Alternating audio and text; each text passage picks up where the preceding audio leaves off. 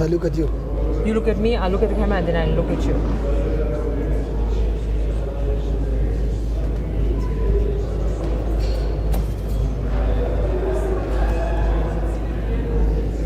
Delegates of the ANC are here at Nasrec. They're locked in commission. They have been for the most part of today, which is the second day of the ANC's policy conference. We earlier heard an update from ANC Treasurer General Paul Mashatile saying that commissions were going well. Commissions around organizational renewal have been a strong focus and a point of interest at this conference, particularly around proposals to look at the party's step-aside policy, which is a policy aimed at renewing the organization where criminally charged leaders have been asked to step aside and not contest leadership positions until their cases have been withdrawn. This has been, or concluded rather, this has been a subject of great controversy in the run-up to this policy conference as different provinces and party leaders make their views known. I'm joined now today by newly elected provincial secretary of the ANC in KwaZulu-Natal. KwaZulu-Natal, we know from the credentials report, is the biggest delegation here at this conference. Your presence has definitely been felt. But coming into this conference, you had your own provincial conference where it was very clear that one of the foremost things that KZN was going to fight is a scrapping of this policy. It has become the proxy fight, if you like, of this conference. How satisfied are you that delegates from KZN have made their point clear as to why they are advancing this argument during commissions? In fact, it's thank you, and thank you to your viewers. In fact, it's a different case. I don't know why people say the step aside, it's our primarily resolutions. In fact, it's a different case. Remember, step aside only affects ANC members. It's all about ANC members. Our conference was not about ANC members. What about to change the lives of the people of KwaZulu-Natal? Our first priority, will be shocked, it's not that. It's about attacking unemployment. We said we will work with the provincial government and national government to deliberately intervene in the economy, to support small medium enterprises, to support cooperatives, to support black companies, to create jobs. Because people in KwaZulu-Natal, like in South Africa, are unemployed, especially the youth. And we said this unemployment and poverty in KwaZulu-Natal and in South Africa, it's got color. It's people of Indian origin, it's colored people, it's black Africans. Those are the people who are unemployed in the main. Then we said we must intervene to the economy so that we attack unemployment. We said we must provide water to the people of KwaZulu-Natal. We'll develop a scientific comprehensive water master plan that will have key milestone, will be costed per district, so that when we finish the 4-year term as this current PC, at least the people of KwaZulu-Natal, 95% should have water running closer to their homes, in townships, in their taps. We said we're going to prioritize education. But let's talk about the economy before and this conference. What is some of the resolutions that the KZN delegation is sponsoring in commissions dealing with the economy? In the economy, we say we must get a report on the state bank. If there's no report, there's no progress. We must push that this conference must reaffirm the 51st National Conference that there must be establishment of the state bank. But what are the president saying that conference resolutions has to be juxtaposed against the reality that the fiscus does not have surplus for just for projects but remember, we've got African Bank in this country, which is owned by Reserve Bank and PIC. It's easy. You can take, it's got the footprint in the whole country. You can take African Bank as of tomorrow if there's a political will. If there's a political will, you can do that. You can reprioritize budgets to intervene in the economy. We did that in 2010. It's just that South Africans forget easily. We built stadiums during 2010. There was no new money that fallen from the sky. We reprioritize budget and intervene in the economy. That's what we are saying. We are saying there must be a state mining company. Let's start to beneficiate our mining commodities in the country and create a lot of jobs than to export raw materials, and which is exporting jobs to other countries. We are steadfast on that. If that is no progress, we'll reaffirm that at the national policy at the national conference. We are very simple. we are also very serious about land expropriation without compensation. But that was defeated. The ANC instituted the ad hoc committee, Section 25 committee, and that was defeated by parliamentary process. So what is the point of sort of bringing it back here when the ANC tried and failed? No, the ANC didn't try and fail. The ANC shoot itself on the foot. When it proposed a bill, it watered down its own resolution. Remember, if you go to the so if it sided with the EFF, this could have been pushed through. If we didn't water down our resolution, I can assure you now the EFF would have supported us. If we can bring back the original resolution as captured by the 54th National Conference report, the EFF has no problem to support us. We diverted from our own resolution. Ours is to make sure that we mandate the coming NEC, because now it will be the coming NEC National Conference, to not water down the resolution. But let's leave the resolution of Section 25. Let's a simple thing. Why have we not brought the expropriation bill? The appropriation bill needs a simple majority, which is 50% plus 1. We do have 50% plus 1. ANC adults got 57%. It's got more than 200 MPs. And expropriation bill was going to give a chance of government to start expropriation. And expropriation was given a green light by the Constitutional Court. It was very simple, that when the expropriating authority expropriate land for public purpose, then once it meets the public purpose definition, what the court need to determine if you quarrel with the owner of the land, it's a fair compensation. Then it says once the expropriating authority issue a 90-day expropriation notice, on the 90th day the property belongs to the state, and then while you are fighting with the expropriation, the state can use the land. Wait. And then the land in other provinces, for example in KZN, some greater part in Eastern Cape and other provinces, it's all about getting access to farming, but not in eThekwini, not in Gauteng, for example. In eThekwini, in KwaZulu-Natal, and in Gauteng, and in all other metros in Gauteng, in Tshwane, in Ekurhuleni, in city of Greater Johannesburg, the land is all about human settlement. But these are discussions that the ANC has been repeatedly having. You'd remember we had the report by the panel led by former President Kgalema Motlanthe. These are not the ANC reinventing anything. It's a repetition, and people looking onto this conference are saying, we've heard the ANC say the same thing over and over and over again. There's nothing that you've said, so you basically admitting that what the ANC does when it gathers in conferences like this is just have talk shops. No, the ANC does not have talk shops. Maybe in South Africa we forget easily. You will develop resolution, let's say 7. You implement a 2 or 3, then you will be left with 7. That's why there's a review.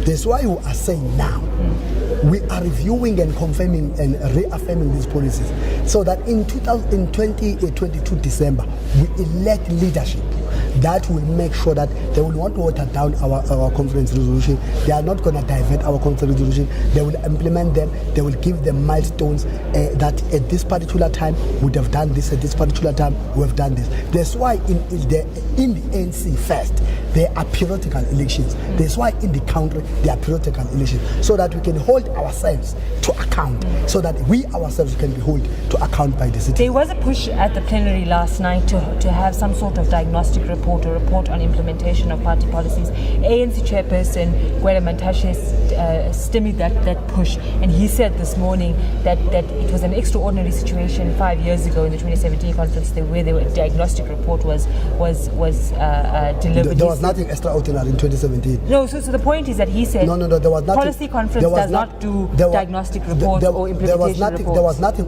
extraordinary in 2017. In 2017, the ANC had enjoyed 62% from 2014 of the vote out of this country. Now in 2022, the ANC is below 50%. So what was your push? It's even more extraordinary now, because for the first time the ANC is below 50%. It can't be extraordinary in 2017 when the ANC was enjoying 62%, and now it's not extraordinary when the ANC is below 50%. So what was your demand? That there was an implementation plan? They must account on the resolution that These are the resolutions we have implemented. The State Bank, how far they've gone. The State Pharmaceutical Company, how far they've gone. NHI, National Health Insurance, how far they've gone. State Mining Company, how far they've gone. Beneficiation and industrialization of South African economy, how far they've gone.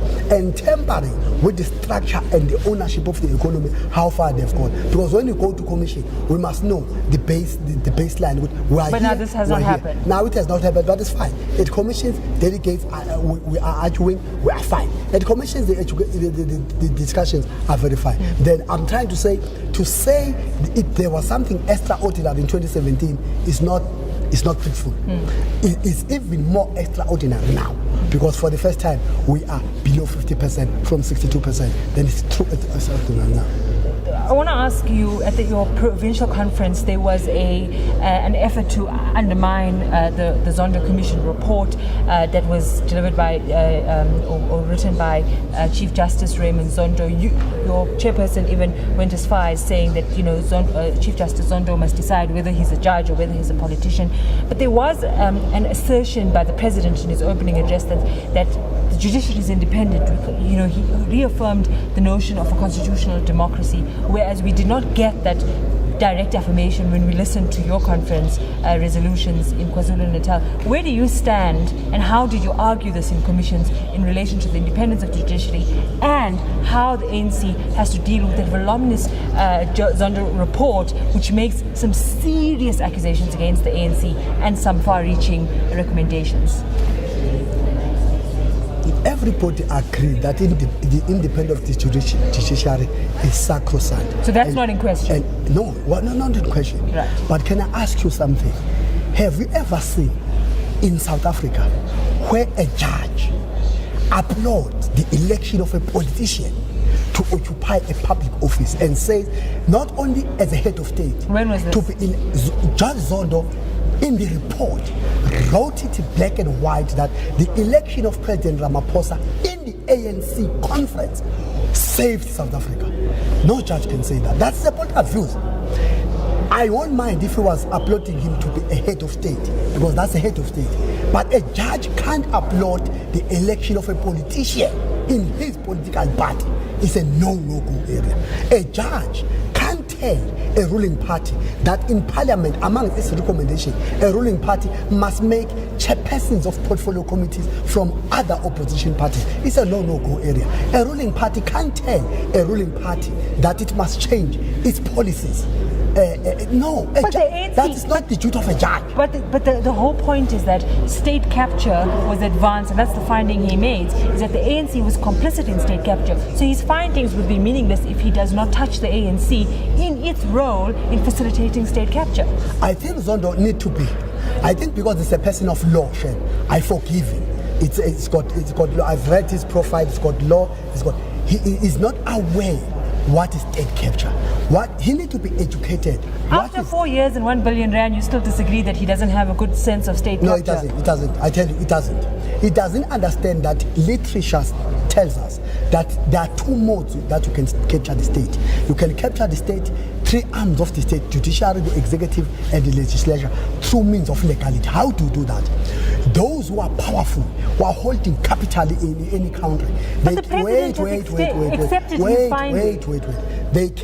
they can influence lawmakers in the legislature. They can influence the judiciary to make certain judgment. They can influence the executive. That will make it legal to serve only their interests. That's another part of state capture, meaning you state capture through means of legality. You capture the state using means of legality. But that's not in question There's another state capture, which is you subvert the well-known rules, which is amount to grand corruption, bribery, embezzlement of funds. I think Judge Zondo is narrowly defining the state capture and the level of grand corruption. So when the ANC discusses, as Jeff Radebe said to us last night, that the ANC is discussing there are over 200 party leaders that are implicated in that report of Zondo, what is the ANC KZN position to say, let us dismiss this thousands and thousands of pages and years of evidence? No, we are not dismissed these thousands of pages. Remember when state capture started? Let me take you in a memory lane. When the state capture started, there were proponents of the commission and state capture narrative. The ANC ANC agreed to setting Yes, up we this agree. commission. But amongst those who are pushing it are the ones now when they are implicated, they are taking the report and review. Why they are taking the report and review? Because they now believe the report is prejudicial to them. I'm telling you, even in the top 6, there are people now who are no longer happy, who are saying no, Zondo has gone overboard. They are taking the report So now and review. what must the We are no longer happy as we were, because they thought the State Capture Commission is going to only find bad things against Zuma. Now it's finding bad things against 200 members, and I can tell you, most of those members of the ANC, even leaders of the NEC, even the top 6, are now taking the report on review. Why they are not agreeing? Because they've seen that Zondo has gone overboard. He said there's a Freeman Faki case on Mantashe, for example, but nothing is found. But he believes, he assumes that if an investigation is going to be done, there may be some data that will be found on Mantashe. That's why Mantashe is unhappy. While he was a proponent of this thing, but now it's prejudicial to him. He takes the report on review. What must this conference affirm or resolve on that report, that 5-part report of the Zondo Commission that was handed to the President? What must the ANC position be after remember, tomorrow? That's why we are making a mistake. The report is not on the ANC. The report is on the individual. ANC's got 800,000 members. But there's implications, because there's recommendations around the cadre deployment policy, for example. There's recommendations. That's overreach. That's what I'm saying. It's overreach. No judge, no sober judge that can recommend that a political party can review its own rules. For what reason? There's no for the reason that it was misappropriated to facilitate corruption. It was not misappropriated to facilitate corruption. I've been deployed. I'm a beneficiary of a cadre deployment. I've never done corruption. Many of us have never done corruption. It's not true. People, some of them who have done corruption are not even members of the ANC. It's not true. That's not true. By the way, in South Africa, the ANC is punished for being transparent. All political parties, they do cadre deployment. They deploy their cadres. Go to City of Cape Town. Show me one senior manager in the City of Cape Town who's a member of any other political party except DA. Go to anywhere where DA is governing. It governs through its own members. Then it's only the ANC that must do something different. Go to the IFP in So the ANC policy conference will not review the... We will never review a cadre deployment. We are not going to do that. We are not going to do that. Imagine me... Even when the President talks about patronage and rent seeking and all of that. Patronage has got nothing to do with cadre deployment. It's got nothing to do with cadre deployment. You can do... Patronage is all about ethics of an individual. It's all about ethics of an individual. It's got nothing to do with cadre deployment. By the way, you are not telling the country. When we did wall-to-wall municipalities, for the first time that we found people in municipalities who were qualified. Proper qualified. If I can tell you municipality I was leading as a mayor. But you can't mention municipalities when the President concedes that Nkosazana Dlamini Zuma, the Minister of Local Government, Qaanitah, concedes that it's the ANC that's destroying local government. That's a bad example to cite ANC success. No, I don't think the President have said that. We are misrepresenting the President. You are literally misrepresenting the President, and don't do that. The President never said the ANC collapsed local government. If the ANC collapsed local government, why other municipalities that are not in the hands of the ANC are collapsing? Or how do we collapse them? You go to KZN, for example, many municipalities that are under the IFP have collapsed. In Zululand, but the majority of municipalities under administration are ANC-run municipalities. No. Also, we are not true. We are not to go to KZN. Most municipalities that are under administration under the IFP are not under the ANC. It's just that in the entire country, the majority of ANC municipalities are led by the ANC. But if you go to KZN, for example, that's a different case. You are relying on incorrect information. You must verify information before you speak it to the public. Because the tendency of misleading the public to take decisions based on false narrative, it must end. Because we'll contest it with facts. It is the IFP municipality in KZN Zululand that has spent 5 million on breakfast. It's not the ANC municipality that has done that. It's not us that has done that. It is the IFP municipality in KZN that has one time paid 2 mayors, paid 2 municipal managers. But it's the ANC municipality, eThekwini, where a former mayor and the chair of who's now stepped aside of the ANC in eThekwini that's on trial for over 200 counts of fraud and corruption. Yes. Zandile Gomede. So the point is the public has a serious case to stand on. What will you say if Sandile Kumete is acquitted? Will you apologize to calling her corrupt? No, I did not call her corrupt. I said she's facing. No, I'm saying she's facing if Sandile Kumete is acquitted, will you apologize? Will you have guts to apologize to her? But I respect the legal system that there's a prima facie case against her. That's why she's charged. No, don't respect the legal system. If you respect the legal system, you would know that accused persons in South Africa are presumed innocent. If you really respect the legal system, in the premise of the constitution, you would know that calling Zandile Kumete corrupt is illegal, is defamatory, because no court of law has ever found Zandile Kumete guilty of corruption. You would know. You are lying. You don't believe on that. In fact, you are undermining the constitution. The constitution is very clear. Everybody who's charged in this country is presumed innocent until a court of law presided over by independent judge says you are corrupt. Bheki Mtolo, as we wrap up this conversation, what do you want? Will you apologize if Zandile Kumete is acquitted? I have not called her corrupt. I said corruption accused. If Zandile Kumete is acquitted, will you apologize to her? Absolutely not. You won't apologize because to her? But you know it's defamatory to call her corrupt. But I did not call her corrupt. Yet she has not been found guilty by a court of law. I said corruption accused, which in fact she's a corruption accused because she's standing trial. But it's a prima facie case that's on trial in court. Can you agree that Zandile Kumete has not been found guilty by a court of law of corruption? That's fine. But in regard, wait. Can you agree that she's not been been found guilty, but she's not been found guilty? But she's facing charges. Can you agree that a person who has not been found guilty by a court of law in South Africa can't be declared corrupt? 100%. Thank you. The point around the controversy around Zandile Kumete is that it's an ANC policy around step aside that we are holding the ANC, because the ANC took that responsibility. It's not the members of the media that are enforcing a rule of step aside. It's the ANC policy. The ANC must implement. When we ask why the ANC is not implementing or wants to subvert its own policy, you look at us and say we imagine the ANC does not subvert its policy. That's why we are making. Oh, you want to repeal a policy that you created? That's what we are. Now we are back to show consensus. The policies are there, are not the Bible. The only document I know has never have a conference to be amended is the Bible and the Quran, the Holy Quran. You can't amend those ones. But any policy, even the Constitution, can be amended, because you amend a policy, you establish a policy under certain material conditions. When you go forward, material conditions change, then you review. We are not saying here the step aside must not be implemented. We are saying let's review and scrap it, because it has been seen that it's selectively applied. It's a weapon for a powerful, dominant faction to target political opponents. For example, how do you say somebody who is alleged must not, you deny him his rights and reaching the ANC constitution of being a member and be elected and elect? You can't. How do you declare somebody who is charged as guilty as charged, and this duty is for himself or herself to prove he's innocent in court? The Constitution doesn't say that. If you are presumed innocent, and I who allege must go to court and prove your case beyond reasonable doubt, by the way. You see, now you change the whole status quo, and it becomes illegal. Tina, our argument is legally correct. We know it's legally correct. Right. We know it applies superiority. There you can't defeat. But us. whether you are successful in convincing the delegates here at the ANC policy conference will be what's going to be in question. Bheki Mtolo, the ANC provincial secretary. No.